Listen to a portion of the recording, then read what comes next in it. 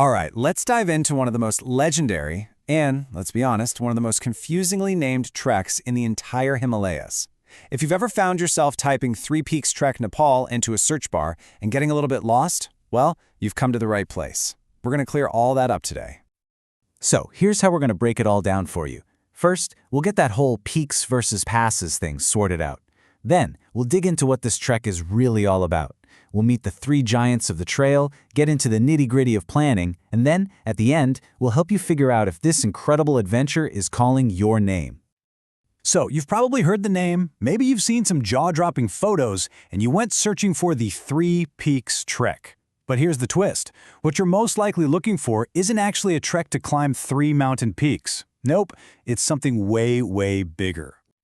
Okay, this is the single most important thing to get right off the bat. These are two completely different ballgames. On one side, you have the Three Passes Trek. That's a high-altitude trekking circuit. On the other, you have the Three Peaks Summit Trek, which is a full-on mountaineering expedition. You know, ropes, ice axes, the whole shebang. So, for the rest of this explainer, we are focusing on the one most people are actually searching for, the incredible Three Passes Trek. So what in the world is the Three Passes Trek? Well, to put it simply, it's pretty much considered the ultimate trekking challenge in the entire Everest region. This isn't just a walk up to base camp and back, it's a full-blown circuit that takes you through some of the most spectacular landscapes you can possibly imagine. Let's just let these numbers sink in for a second so you get the scale of this journey. We're talking about 3 weeks of your life trekking. You're going to be reaching altitudes higher than the top of Mont Blanc in Europe. You'll cover about 100 miles on foot. And that difficulty rating, strenuous to very challenging, yeah, that's no joke. It means long, hard days, big climbs, and doing it all day after day. So what makes it so special? Why do people rave about it? Because it's not just one thing. It's like the greatest hits of the Everest region all rolled into one epic trip. You're not just going to Everest Base Camp. You're also crossing 3 legendary high passes, you're seeing the unbelievable sacred Gokyo lakes, and you're bagging multiple incredible viewpoints, all while weaving through these really remote Sherpa villages. It's the whole experience. All right, let's get to the main event, the heart and soul of this trek, the passes themselves. Each one is a massive challenge, and each one has its own totally unique personality and its own incredible reward. These are the gatekeepers of the high mountains. First up, you've got Kongma. Think of this one as the beast of the trek. It's the highest and the toughest of the 3. We're talking over 5,500 meters high. This isn't a smooth path. You're scrambling over these loose, rocky fields left behind by glaciers. It's steep, it's rugged, and it gives you this feeling of being in a truly wild, untamed place. Next is the iconic Cho La. And the big deal with this one? The glacier crossing. It's this absolutely surreal experience, walking across a landscape of ice and rock. It's dramatic, it's beautiful, and it's the gateway that connects you from the Khumbu Valley over to the breathtaking Gokyo Valley. And finally, you arrive at the grand prize, Renjo La. This is your reward for all that hard work. So many trekkers say this pass has the single greatest view of the entire trip. You get this mind-blowing panorama of Mount Everest, plus a bird's-eye view looking down on the turquoise Gokyo lakes.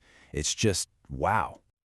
Okay, so are you feeling inspired? I hope so, because a journey this epic is totally achievable, but it demands some serious planning.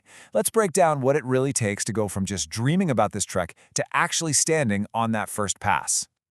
You know, timing is absolutely everything in the Himalayas.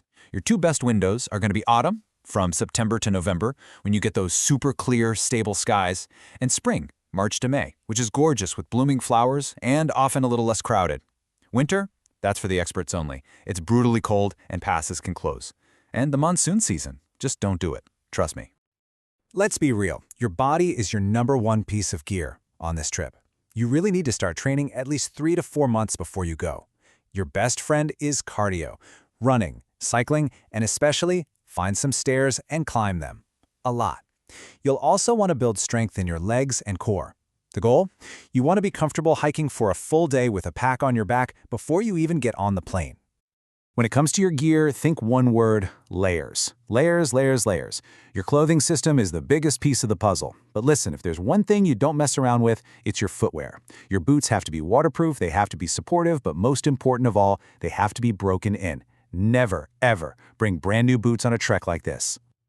All right, let's talk about safety, because this stuff is absolutely non-negotiable. Your number one concern is altitude sickness. You have to take your acclimatization days seriously, drink tons of water, and listen to what your body is telling you.